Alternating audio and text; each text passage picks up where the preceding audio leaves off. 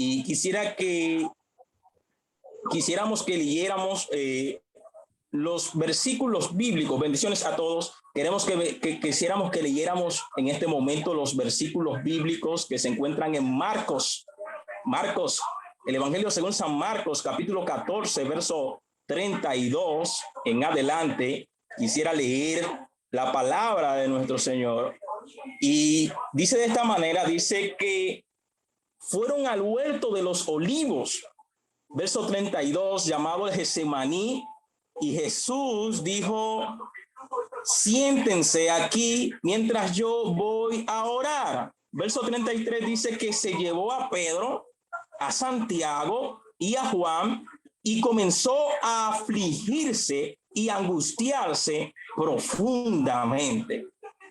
Dice el verso 34, les dijo: mi alma está destrozada de tanta tristeza hasta el punto de la muerte. Quédense aquí y velen conmigo. Los siguientes versículos dice que se adelantó un poco más, cayó a tierra y allí inclinado comenzó a decir: Abba, Padre. Clamó: todo es posible para ti. Te pido que si quitas esta copa de sufrimiento de mí, sin embargo, quiero que se haga tu voluntad y no la mía. Dice el verso 37 que luego volvió y encontró a los discípulos durmiendo y le dijo a Pedro: Simón, ¿estás dormido? ¿No pudiste velar ni siquiera una hora conmigo? Velar y orar para que no entren en tentación. A la verdad, el espíritu está dispuesto, pero la carne es débil. Pero dice el verso 39, entonces Jesús los dejó otra vez e hizo la misma oración que antes, y cuando regresó de nuevo a donde estaban ellos, los encontró dormidos porque no podían mantener sus ojos abiertos y no sabían qué decir. Esta palabra que he leído en este día, yo quiero hablar de Dios en la soledad. Dios en la soledad. Yo quiero hablar de la soledad.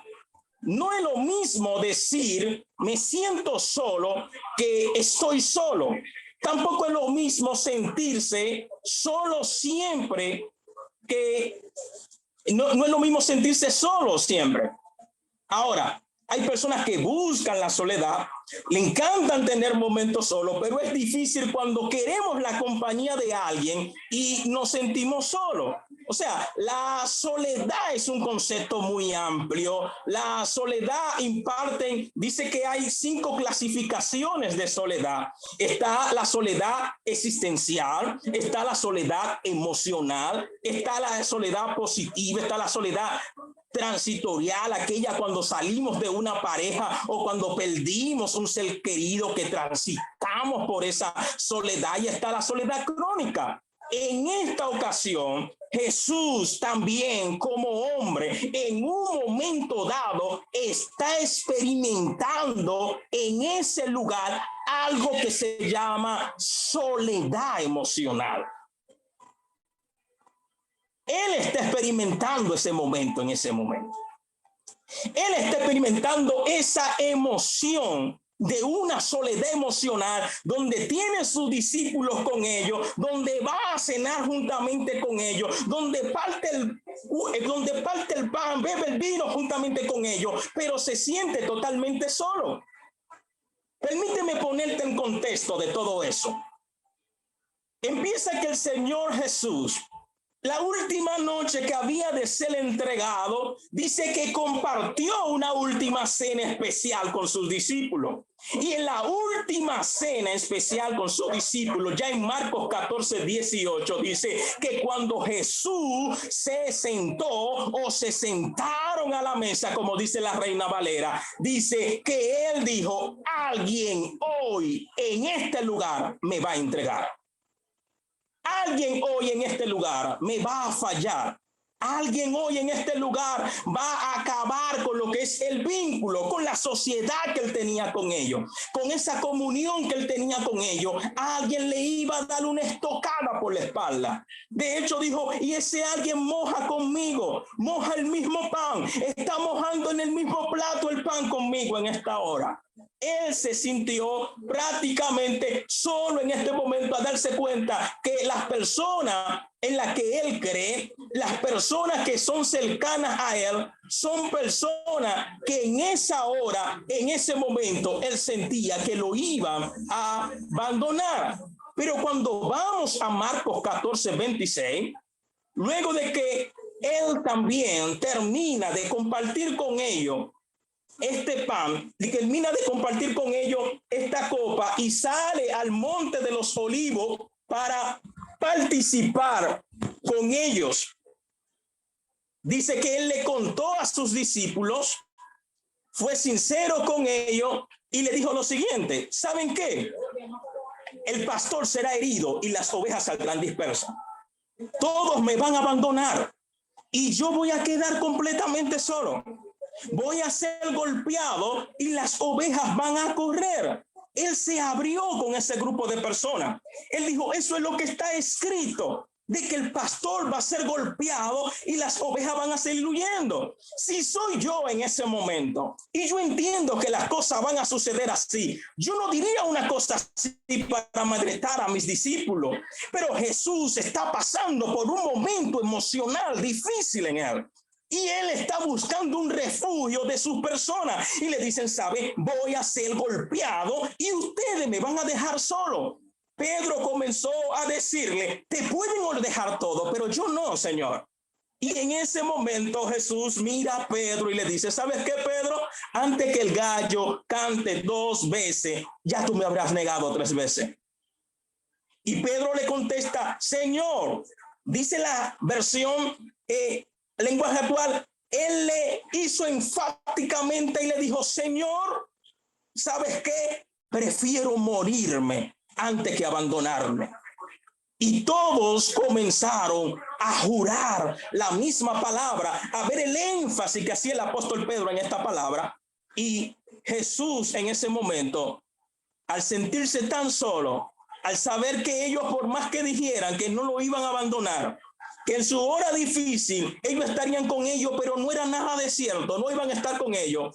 Jesús hace la última jugada y es decir, quiero estar solo, quiero ir a un lugar. Va y sube al Getsemaní y cuando hace esto, elige a 3 de sus discípulos de confianza. Elige a 3 personas, Pedro, Juan y Santiago. Y cuando él va caminando hacia el monte de los olivos con estas 3 personas que eran de su vínculo más íntimo, estas 3 personas que entre ellos estaban los hijos de Zebedeo y también alguien que era un trabajador de este personaje de Zebedeo, estas 3 personas que eran parte del cuarteto junto con Andrés. En esa ocasión Andrés no está con ellos, pero era parte de ese grupo de discípulos que fueron los primeros en estar con Jesús. Y estas personas que trabajaban para Zebedeo, 2 de ellos, Juan y Santiago, eran sus hijos. Zebedeo era prácticamente un principal en Tiberia. Sabemos que Tiberia ya en los años 44 surgió un ángel luego de la muerte de Herodes y que ya está el municipio o encargado de la pesca desde el 42, estallando las primeras guerras romanas judías.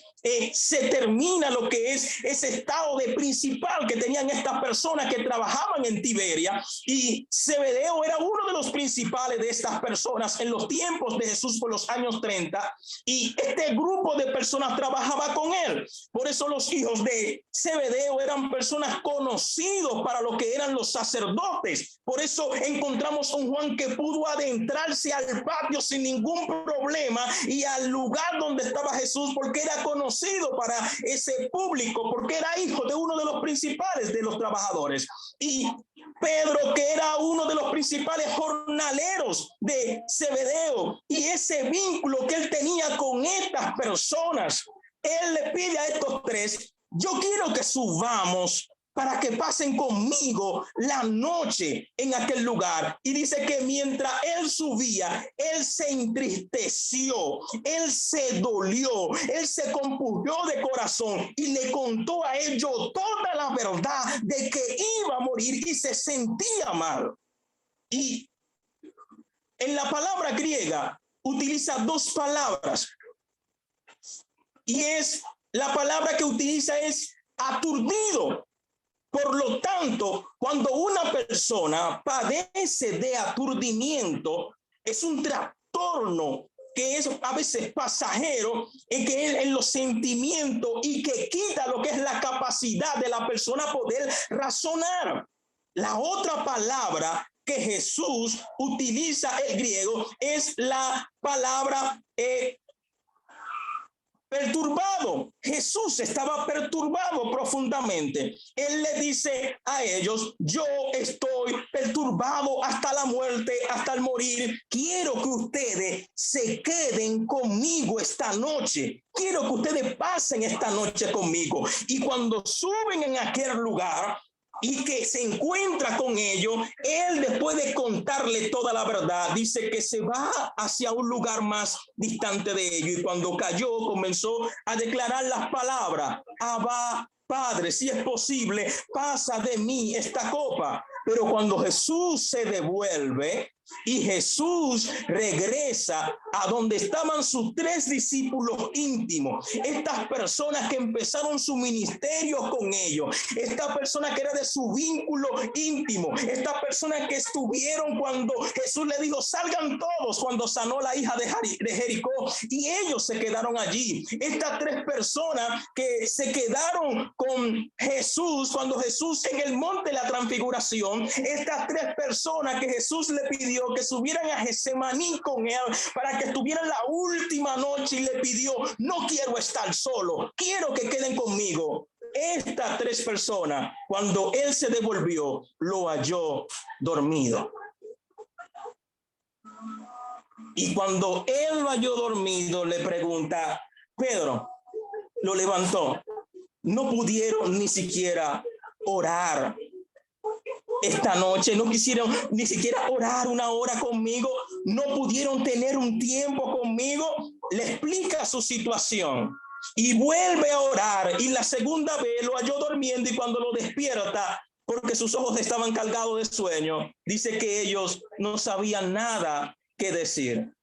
Jesús se encontró completamente solo en todo ese escenario. Mi conclusión de este caso: va a llegar momentos en nuestra vida donde nos vamos a sentir completamente solos. Va a llegar momentos en nuestra vida donde las personas que quizás en las que más confiamos y que pudieron estar con nosotros en ese momento duro y difícil, nos van a dejar solos. Va a llegar momento en nuestra vida que aún nuestra esposa, nuestro esposo con quien dormimos, nuestro mejor amigo, quien nosotros le dedicamos confianza, va a llegar momento en nuestra vida donde nos va a dejar completamente solo. Pero lo que quiero hablar es que Dios siempre estará en esa soledad, que en medio de esa soledad en la que se encontraba Jesús, encontró amparo en su Padre y pudo declarar las palabras: Abba, Padre, si es posible, pasa de mí esta copa. Si Jesús estaba toda la noche hablando en el monte Getsemaní, es porque él sabía que su Padre lo estaba escuchando.